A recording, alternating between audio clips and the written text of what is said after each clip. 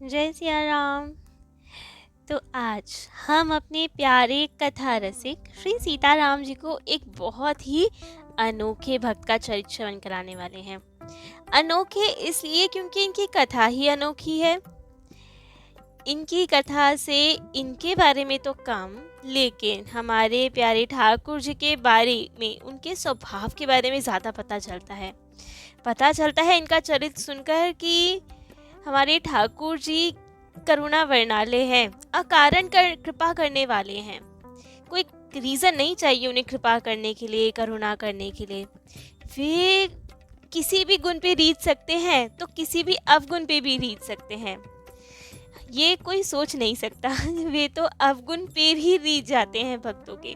गुण पे तो खैर सभी रीझ जाए, लेकिन अवगुण पे भी जो रीझ जाए, ऐसे हैं हमारे ठाकुर जी। जिन पे उनका मन आ गया ना, तो उसके तो अवगुण को भी गुण मानकर उस पे रीझ जाते, अपना सर्वस्व नछावर कर देते हैं हमारे सरकार। तो ऐसी ही एक अनोखे भक्त का चरित्र आज हम श्रवण कराने वाले हैं अपने कथा रसिकों। तो इन भक्त का नाम है रस खान जी। मुसलमान भक्त हैं ठाकुर जी के। एक इनमें महान अवगुण था, रूपासक्ति। आसक्ति तो हर चीज की ही बुरी है, चाहे किसी में भी आपकी आसक्ति हो। प्रेम होना एक अलग बात है, आसक्ति होना एक अलग बात है। प्रेम तो किसी से हो तो कोई बात नहीं, लेकिन आसक्ति मतलब कि उसके पीछे एकदम पागल से हो जाना, कि उसको छोड़ ही नहीं सकते हैं। जबकि ऐसा होना नहीं चाहिए, चाहे किसी व्यक्ति में हो, चाहे किसी भी चीज़ में हो, किसी वस्तु में हो, लेकिन आसक्ति नहीं होनी चाहिए। प्रेम हो तो कोई बात नहीं। लेकिन अब ये जो रस खान जी थे, इनका नाम था मोमिन खान। तो मोमिन खान जी काबुल के थे, लेकिन भारत आके रहने लगे थे। मुगल बादशाह उनके यहाँ सेनापति थे, उच्च पद पे थे, दिल्ली में निवास करते थे। तो अब इनमें एक बहुत बड़ा अवगुण था, जो ठाकुर जी ने गुण मान लिया और रीझ गए उसी अवगुण पे। वो था रूपासक्ति, रूप में आसक्ति। अर्थात इन्हें बहुत सुंदर चीजें देखना, सुंदर व्यक्ति देखना बहुत अच्छा लगता था। इनकी नजरें हटी नहीं पाती थी वहां से। अब चाहे वो कोई मनुष्य हो, चाहे कोई वस्तु हो, ये एकटक देखते ही जाते थे, पलक ही नहीं झपकते थे। ऐसे बहुत बड़े रूपासक्त थे ये। लेकिन ठाकुर जी का मन इन पे आ गया। किस गुण के कारण, ये तो वे ही जाने। तो अब दिल्ली में रहते थे, राजा का कार्यभार करते थे, सेनापति थे, उच्च पद पे थे, खूब अमीर थे ये। तो अब एक दिन इन्हें जाते हुए एक वैष्णव परिवार का बालक दिखाई दिया। वे परिवार विठलनाथ जी से दीक्षित था। गोवर्धन में जो श्रीनाथ जी की सेवा में थे, वे विठलनाथ जी स्वयं विठल जी के अवतार माने जाते थे। वे उनके शिष्य थे, तो खूब सेवा परायण, भजन पूजन करने वाले लोग थे। तो इनके बच्चे में भी खूब सुंदर संस्कार थे, और वो बहुत ही सुंदर बालक था। मान लीजिए ठाकुर जी के जैसे ही प्यारे प्यारे से थे वो। घुंघराले केश, सुंदर सुंदर बड़े बड़े नैन, और बहुत ही प्यारा और सुंदर सा बालक था उनका। अब तो एक दिन जाते जाते ये मोमिन खान ने वो बालक को देखा। रूपासक्त तो ये थे, तो अब तो मोहित हो गया, आसक्ति हो गई उसके रूप में, उस बालक के रूप में, और खूब बिल्कुल विशुद्ध शुद्ध प्रेम करने लगा उससे। अब तो खूब बच्चे के साथ खेलना इन्हें भाता, उन्हें घोड़े की सवारी करवाते, जो कुछ भी अच्छा दिखता ना, वे उन्हें यही ख्याल आता था कि उस बालक को दिया जाए। इतना सुंदर बालक है, हमारा मित्र है, और खूब प्रेम करते उस बालक को। उसको घुमाने ले जाते घोड़े पे, कुछ भी अच्छा दिखता तो उसके लिए लेकर आते, वस्त्र लेकर आते, कभी कुछ मिठाई लेकर आते, और तो बहुत ही प्रेम हो गया। खूब सेवा करने लगे, उनकी झूठन भी खाते, सब कुछ करते, उनके रूप को निहारते रहते। लेकिन अब एक दो बार तो ठीक लगा, लेकिन जब ये बढ़ता ही गया प्रेम, इतनी आसक्ति दिखी, तो उनके घर वालों को चिंता हुई, बालक के घर वालों को। बहुत वर्ष बीत गए, लेकिन घर वाले कैसे कुछ बोले, क्योंकि मुगलों का शासन था और ये तो सेनापति थे। कैसे इनको रोके, क्योंकि कुछ अनिष्ट तो कर नहीं रहे थे, लेकिन फिर भी मन में भय, क्योंकि वो वैष्णव थे, ठाकुर जी की सेवा परायण थे, और जो उनके बालक के रूप में आसक्त, वो एक मुसलमान। और बहुत समय बिताता था उनके बालक के साथ। तो इन्हें कहीं ना कहीं ये भय था कि कहीं हमारा बालक हमारे हाथ से ना निकल जाए, कहीं मुसलमान जैसा ही ना हो जाए, ठाकुर जी की सेवा पूजा ना भूल जाए। तो बहुत चिंता कि क्या किया जाए, कैसे इनको विलग किया जाए, क्योंकि बालक छोटा था। अब जो उन्हें इतना प्यार करेगा, इतनी चीजें लाके देगा, तो बालक का भी स्वाभाविक प्रेम वहीं जाएगा। तो बालक भी मोमिन खान से बहुत प्रेम करने लगे और मोमिन खान जी भी इनसे बहुत प्रेम करने लगे। खूब सब कुछ सेवा करते, उनकी हाथों पे लेके घूमते, गोदी में, कभी घोड़े पे, खूब उनकी सेवा करते, खूब प्रेम करते उनसे। लेकिन परिवार का भय बढ़ता जा रहा था। अब बालक हुए 12-13 वर्ष के, तब भी इनका आसक्ति खत्म ही ना हो, ऐसे ही रहा। अब तो बालक को भी इंतजार रहता कि कब आएंगे हमारे सखा और घूमने जाएंगे, लेकिन किसी तरह से माने ही ना। घर वाले समझाएं तो भी ना माने वो बालक। उनको तो इंतजार रहता कि कब आएंगे ये और हम जाएंगे सैर के लिए। क्या किया जाए, परिवार में बहुत चिंता कि किस तरह इस मुसलमान को तो दूर रखा जाए हमारे घर परिवार से, हमारे बालक से, वरना हमारा बालक ही हमसे दूर हो जाएगा, ठाकुर जी से दूर हो जाएगा। वैष्णव परिवार कैसे सहन करे ये सब।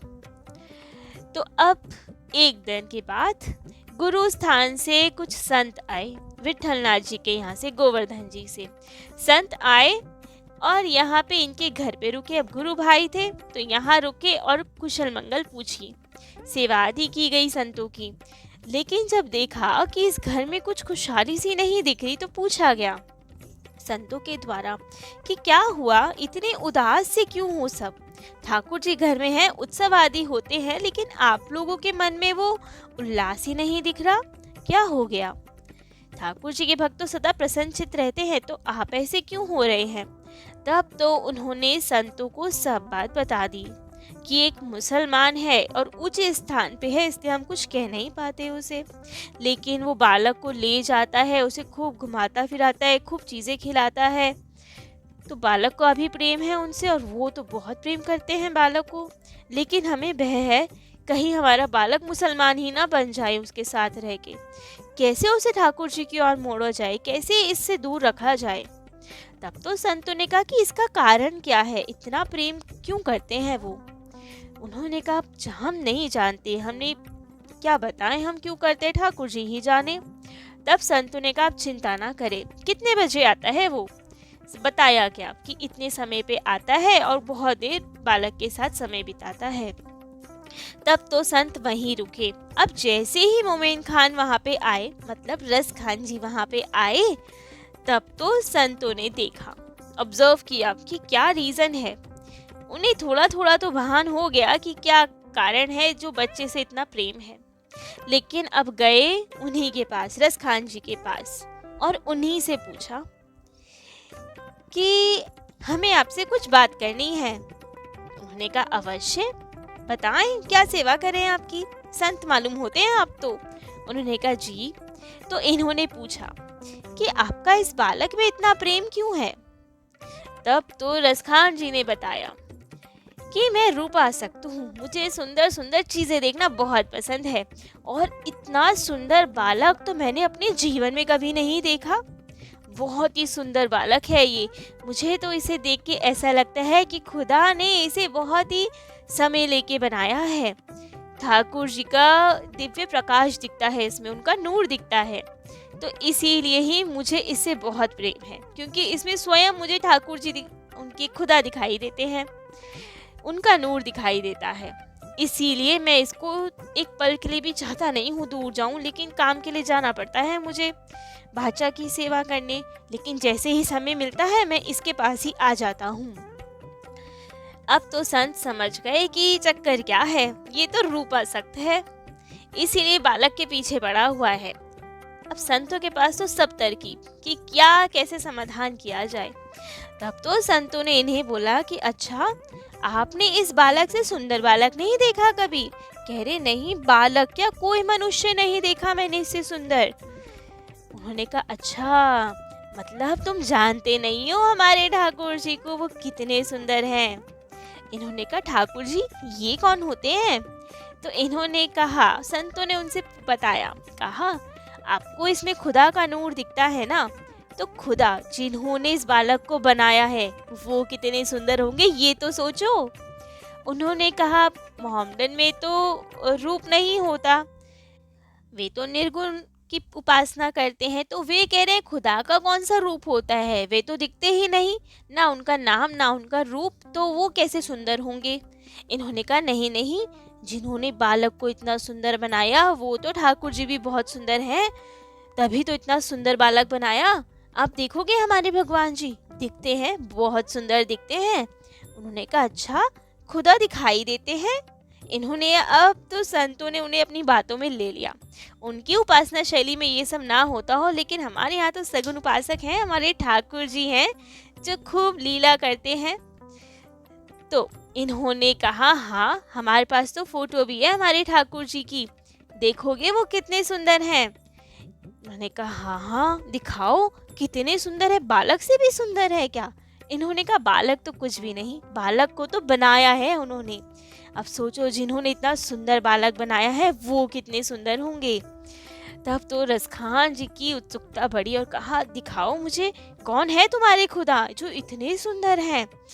तब तो अब संतों के जो सेविक ठाकुर जी थे ना, तो वो चित्रपट में थे, जैसे विग्रह स्वरूप में नहीं थे, चित्रपट में थे। लेकिन जिनके प्रति हमारा प्रेम हो, जिनकी हम सेवा करें, तो वो साक्षात होते हैं, चाहे वो चित्रपट में हो, चाहे वो श्री विग्रह में हो, चाहे वो शालिग्राम जी ही क्यों ना हो, वे भी बहुत सुंदर दिखने लगते हैं, क्योंकि उनमें प्रत्यक्ष वो आ जाते हैं भावानुसार। यदि पत्थर मानेंगे तो फिर तो नहीं सुंदर दिखेंगे, लेकिन यदि हम सच में ठाकुर जी को मान रहे हैं तो उनका स्वरूप हमें दिखाई देगा। तो उनके पास एक बहुत सुंदर छवि थी ठाकुर जी की, जो उनकी सेवित थी, जिनसे वे बातें करते थे, जिनके साथ पूरा आनंद बनाते थे, राग भोग की सेवा करते थे। तो उन्होंने अब वो चित्रपट ठाकुर जी को निकाला और कहा ठाकुर जी से कि हे ठाकुर जी, आज एक रूपासक्त आया है आपका भक्त, तो कृपा कर आज अपनी ऐसी मोहिनी चला दो कि ये बालक के रूप को छोड़कर सच्चे स्वरूप में लग जाए, आपके स्वरूप में आसक्त हो जाए, जो इसका कल्याण हो। आज तो ऐसे दर्शन दो इसको कि ये तो आपके प्रेम में ही पागल हो जाए। अब ठाकुर जी अपने भक्तों की बात तो कैसे ही टालें, वे तो हैं ही इतने सुंदर, और जिन पे अपना मैजिक चलाना हो ठाकुर जी को, तो बस उनके लिए तो बाएं हाथ का खेल, केवल मुस्काना मात है, उनकी तो मुस्कुराहट से ही सब मोहित हो जाएं। तो अब जैसी छवि निकाली, रस खान जी को दिखाई, अब ठाकुर जी तो मुस्कुरा दिए और रस खान जी एक मुस्कुराहट से ही घायल। अरे इतने सुंदर बालक, वो बाल स्वरूप में छवि थी श्री कृष्ण जी की। इतने सुंदर बालक, ये कौन है, कहाँ है ये, अभी तो फोटो ही है, प्रत्यक्ष कहाँ मिलेंगे ये तो बहुत ही सुंदर है, इस बालक से भी बहुत सुंदर है ये तो अब तो बस वो तो उन्हें मूर्छा सी आने लगी कि इतना सौंदर्य तो मैंने पहली बार देखा है, इनका नाम क्या है, कहाँ रहते हैं ये, हमें बताओ, हमें इनसे मिलना है, हम तो अब इन्हीं की सेवा में लगेंगे। संतों का काम तो हो गया, संतों ने बता दिया अपने गुरुस्थान का कि गोवर्धन जी में है श्रीनाथ जी, वहाँ जाएं, वहाँ पे रहते हैं ये बालक। अच्छा वहाँ रहते हैं, ठीक है, हम अभी जाते हैं। पूरे रास्ते अपना घोड़ा उठाया और पूरे रास्ते वही छवि का चिंतन करते हुए, आंखों से प्रेम अश्रु बह रहे हैं उनके, इतना सौंदर्य पहली बार देखा उन्होंने। तो पूरे रास्ते ठाकुर जी की छवि का चिंतन करते हुए जाते जा रहे हैं। पहुंचे गोवर्धन जी, सब जगह पूछा कि एक बहुत सुंदर सा बालक है, घुंघराले से बाल हैं, सुंदर कपोल हैं, बड़े बड़े नैन हैं, मोरपंख लगाते हैं सिर पे, बांसुरी रखते हैं हाथ में, कहाँ है वो बालक, कहाँ मिलेंगे हमें। श्रीनाथ जी नाम है, शायद कृष्ण जी नाम है, ऐसा ही कोई नाम है, कहाँ मिलेंगे वो। अब तो सब समझे कि अच्छा ये पठान क्यों पूछ रहा है कहाँ रहते हैं। तो अब तो सबने बताया श्रीनाथ जी के मंदिर का पता। अब तो इन्हें पता लगा, अच्छा ये तो मंदिर में रहता है बालक, लेकिन मंदिर में तो प्रवेश निषिद्ध है, हम में तो घुसने नहीं देंगे, क्या किया जाए। तो अब अपना वेश बदला, अब इनकी टोपी अलग टाइप की होती है, इनकी दाढ़ी, इनके केश सब अलग स्वरूप होता है, पोशाक इनकी अलग होती है जो पता लग जाए कि ये हिंदू नहीं है। अब क्या करें, इन्होंने तो सब कुछ अपना बदला जिससे किसी को पता ना चले कि हम पठान हैं, हम मुसलमान हैं, जो मंदिर में प्रवेश मिल पाए, हम बालक को देख पाए। लेकिन अब वेश बदलने की भी क्या, कैसे ही कितना ही बदलते, द्वार वालों को तो पता चल गया कि ये तो मुसलमान है, धक्के देके बाहर निकाल दिया। अच्छा तुम कैसे जाओगे हमारे मंदिर में, हम नहीं जाने देंगे तुम्हें अंदर, बाहर निकलो यहाँ से। अब रसखान जी को बहुत दुख हुआ कि अरे ये तो पहचान गए, हमें तो अंदर ही नहीं घुसने दे रहे, अब कैसे दर्शन होंगे, क्या करें हम नहीं रह सकते इनके बिना, हमें तो देखना ही है वो बालक, इतना सुंदर बालक हमने आज तक नहीं देखा, वो बाहर आएगा क्या मंदिर से, कभी तो निकलता ही होगा। तो बस वहीं पे इंतजार में बैठ गए। गोवर्धन जी की जब परिक्रमा की जाती है तो वहीं पड़ता है रास्ते में गोविंद कुंड, वहीं पे बैठे रहे, सीढ़ियों पे रोते रहे, पूरे समय रोते ही रहे कि हमें उसके दर्शन करने हैं, मंदिर में नहीं घुसने दिया, कैसे दर्शन हो, बिना दर्शनों के तो प्राण निकल जाएंगे। वहीं बैठे रहे, रोते रहे, उनकी छवि को, श्री कृष्ण जी की छवि को याद करते रहे कि हमें कैसे दिखेंगे वो बालक। लेकिन बालक तो बाहर आए ना, हमें अंदर जाने देना, कैसे दर्शन हो। कोई कुछ खाने को भी देता तो अन्न जल सबका त्याग कर दिया कि हमें कुछ नहीं चाहिए, हमें केवल दर्शन करने हैं उस बालक के। बहुत ही सुंदर बालक था वो, कहाँ है, कैसे दर्शन हो हमें। तो अब ठाकुर जी की लीला, एक दिन तो अब वो आ ही गए, जाके उनके सामने खड़े हो गए। और रसखान जी ने देखा कि ये तो वही बालक है जो छवि में देखा। तो अब तो रसखान जी भागे उस बालक को पकड़ने के लिए, लेकिन हमारे नटखट श्री कृष्ण जी कहाँ किसी के हाथ आने वाले हैं। कृष्ण जी तो आगे आगे भागे, रसखान जी पीछे पीछे भागे। लेकिन रसखान जी कितना ही तेज भाग पाते, ठाकुर जी को थोड़ी पकड़ पाए वे। ठाकुर जी तो भागते चले गए, इतनी स्पीड में भागे और जाके छुप गए। रसखान जी तो ढूंढते रह गए कि कहाँ गया वो बालक, कहाँ गया वो बालक। ठाकुर जी तो हाथ ना आए। अब तो और विरह बढ़ गया, एक छवि और देख ली, अब तो प्रत्यक्ष छवि देख ली, मुस्कुराते हुए देख लिया, भागते हुए देखा, उनकी अलके हिलती झूलती हुई देख ली। अब कोमल कोमल चरण देखे उनके, पायल बज रही थी, नूपुर की झनकार हो रही थी। अब तो और विरह बढ़ा कि ये बालक तो बहुत ही सुंदर है, हाथ नहीं आया, हमें दर्शन करने थे उसके। और रोने लगे, बहुत ही व्याकुल कि अब तो प्राण ही निकल जाएंगे। और इधर व्याकुलता बढ़ा के हमारे ठाकुर जी को बहुत आनंद आया, आए वापस मंदिर में। अब पहले ठाकुर जी के भक्त इतने शुद्ध हृदय होते थे, इतना सच्चा भाव होता था, ठाकुर जी प्रत्यक्ष बात करते थे अपने सेवकों गोस्वाई जी से। तो वहीं ठाकुर जी, श्रीनाथ जी ने विठलनाथ जी जो मुख्य गोसाई जी थे वहाँ के, श्रीनाथ जी परम भक्त थे उनके, कभी इनका भी चरित्र श्रवण कराएंगे अपने कथा रसिक को।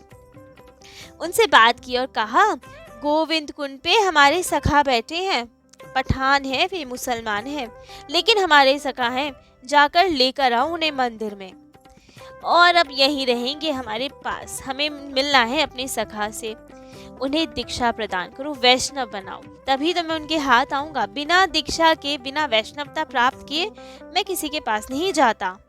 तो आप जाएं, उन्हें लेकर आएं, दीक्षा प्रदान करें। अब तो जब ठाकुर जी की आज्ञा हो गई तो बस विठलनाथ जी चल दिए गोविंद कुंड की ओर। वहां गए, देखा, ढूंढा तो पता लगा कहाँ है पठान जी। आए रसखान जी के पास और कहा चलो, आपको बुलाया है ठाकुर जी ने श्रीनाथ जी मंदिर में। अच्छा, मतलब उसी बालक ने बुलाया है मुझे, लेकिन वहां से तो मुझे बाहर निकाल दिया सेवकों ने, द्वारपालों ने, अब मैं जाऊंगा फिर धक्का देके बाहर निकाल देंगे, रहने दो, मुझे नहीं जाना। विठलनाथ जी मुस्कुराए और कहा नहीं नहीं, अब कोई बाहर नहीं निकालेगा तुम्हें, हम ले जा रहे हैं ना तुम्हें अपने साथ, चलो तुम। लेकर आए, उन्हें बहुत अच्छे से स्नान करवाया और दीक्षा प्रदान की, उन्हें बताया कि वो बालक ऐसे नहीं मिलता किसी को, दीक्षा लेनी पड़ती है, वैष्णव बनना बनता है, तिलक लगाना पड़ेगा, तुलसी जी की कंठी बांधनी पड़ेगी गले में, और उनकी अब सेवा पूजा करनी पड़ेगी, अशुद्ध आहार छोड़ना पड़ेगा, तो वो मिलेंगे। हाँ हाँ, मैं सब करूँगा, उनके लिए मैं प्राण दे दूँ, ये तो छोटी चीज़ें हैं। अब जो कहोगे वो करूँगा मैं, लेकिन मुझे वो बालक चाहिए, उसके दर्शन करने हैं। हाँ हाँ, गोसाई जी ने कहा, वो बालक तो स्वयं मिलना चाहते हैं आपसे, परंतु स्वरूप वैसा बनाओ, शुद्ध हो, वैष्णव बनो, पवित्र हो, तो वो बालक मिलेगा। अब तो गोसाई जी ने उन्हें दीक्षा प्रदान की। नाम रखा गया रस खान। कहा, तुम्हारे हृदय में इतना रस भरा है ना भक्ति का, पूर्व जन्म का भी और इस जन्म का भी, ठाकुर जी ने अपना लिया तो रस का उदय तो हो गया। तुम तो रसों की खान हो, भक्ति रस की खान हो, तो तुम्हारा नाम है अब रस खान। उन्होंने ही ये नाम रखा रस खान। तो अब तो सखा भाव हो गया। सखा तो थे ही श्री कृष्ण जी के। अब तो वैष्णवी दीक्षा हो गई तो ठाकुर जी तो खूब लीलाएं करते, खूब खेलते इनके साथ। और ये भी अब जो इनकी रूप आसक्ति थी वो तो विशुद्ध प्रेम में बन गई थी, ठाकुर जी के प्रेम में बदल गई थी। ठाकुर जी खूब लीलाएं करते इनके साथ।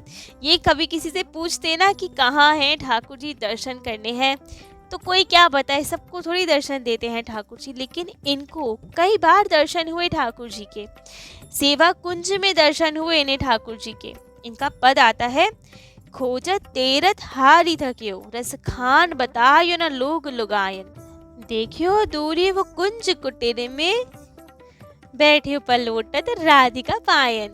अर्थात इन्होंने कहा, सब जगह ठाकुर जी को खोजा, लोगों से भी पूछा, किसी ने नहीं बताया ठाकुर जी कहाँ हैं।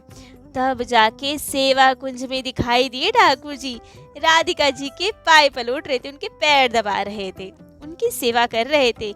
ऐसे हैं हमारे ठाकुर जी। एक बार इन्हें काग परसुंडी जी की लीला दिखाई दी।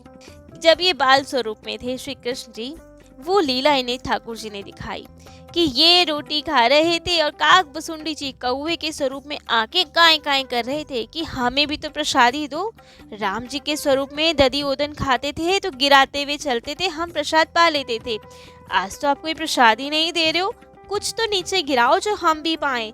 और कृष्ण जी तो चंचल, वो कहे कि हम क्यों प्रसादी दे, हम तो कुछ नहीं देंगे तुम्हें, राम जी स्वरूप में दे दिया तब अब नहीं देंगे। तब तो काग बसुंडी जी इनके हाथ से रोटी छीन के ले गए। उसके लिए इन्होंने पद लिखा, और उस जिसके अंतिम लाइन है, काग के भाग को का कहिए, हरी हाथ उसे ले गयो माखन रोटी।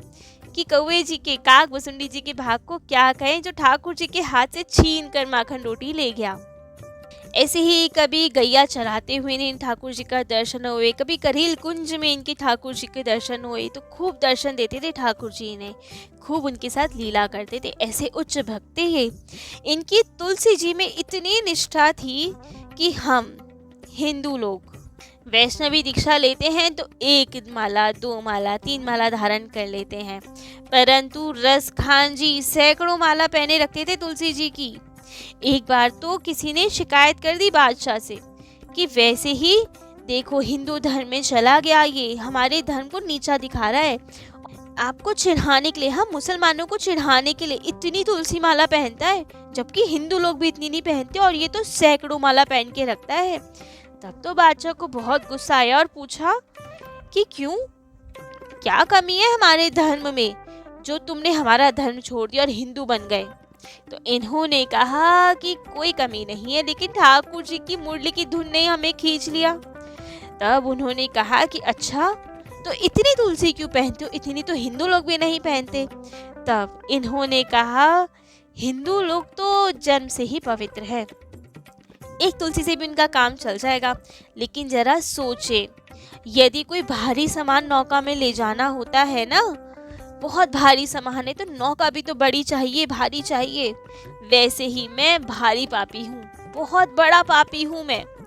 तो अब मुझ जैसे बड़े पापी को ले जाने के लिए एक तुलसी जी के काष्ठ, एक तुलसी जी की कंठी से क्या होगा, भारी सैकड़ों तुलसी लगेंगी मुझे तो पार करने के लिए। इतना अधम, इतना पापी हूँ, तो इसलिए मैं बहुत सारी तुलसी जी पहनता हूँ। हिंदू लोग तो होते ही पवित्र हैं, उन्हें तो एक से भी काम चल जाता है। तो ये थी इनकी दीनता, जबकि ऐसा था नहीं, वे तो बहुत ही संत हृदय थे, तभी तो ठाकुर जी दर्शन देते थे। लेकिन इनकी दीनता ऐसी कि मैं तो पापी हूँ इसलिए मुझे इतनी तुलसी चाहिए। इनके लिए तो प्रसिद्ध कवि भारतेंदु हरिश्चंद्र जी ने लिखा है, इन मुसलमान हरिजनन पे कोटि हिंदू वारिये। अर्थात ऐसे हरिजन मुसलमान भी यदि हो तो उन पे लाखों करोड़ों हिंदू वार दिए जाएं। कौन से हिंदू? जो विमुख हैं, जो भगवत परायण नहीं है। ऐसे हिंदुओं को भी मुसलमान पे वार दो तो कोई बात नहीं। यदि कोई मुसलमान भी है लेकिन ठाकुर जी का भक्त है तो वो कहीं लाख गुना अच्छा है उन हिंदुओं से जो स्वयं हिंदू होके ठाकुर जी ने जिन्हें अवसर दिया है अपनी सेवा का, फिर भी सनातन धर्म की ही बुराई करें, जो ठाकुर जी के विमुख हो, कुतर्क करें। ऐसे से तो मुसलमान बढ़िया जो ठाकुर जी के परायण है। ऐसे मुसलमान पास रहे तो बढ़िया, ऐसे हिंदू से दूर ही रहो जो ठाकुर जी के ही विमुख हो, उनके खिलाफ ही बोले, कुतर्क करे। तो इसलिए भारतेंदु जी ने लिखा, इन मुसलमान हरिजनन पे कोटि हिंदू वारिये। तो ऐसे परम भक्त थे रस खान जी। अंतिम समय में भी ठाकुर जी को याद करते करते इन्होंने प्राणों का त्याग किया। ठाकुर जी स्वयं आए इनको ले जाने, उनके चरणों में अपना शीश रखकर इन्होंने प्राणों का विसर्जन किया। आज भी इनकी समाधि है।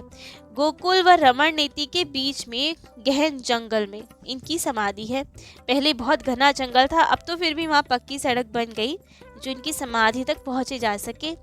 पहले तो घनघोर जंगल ही था। तो ऐसे रसखान जी के चरणों में कोटि कोटि नमन। आज के लिए इतना ही।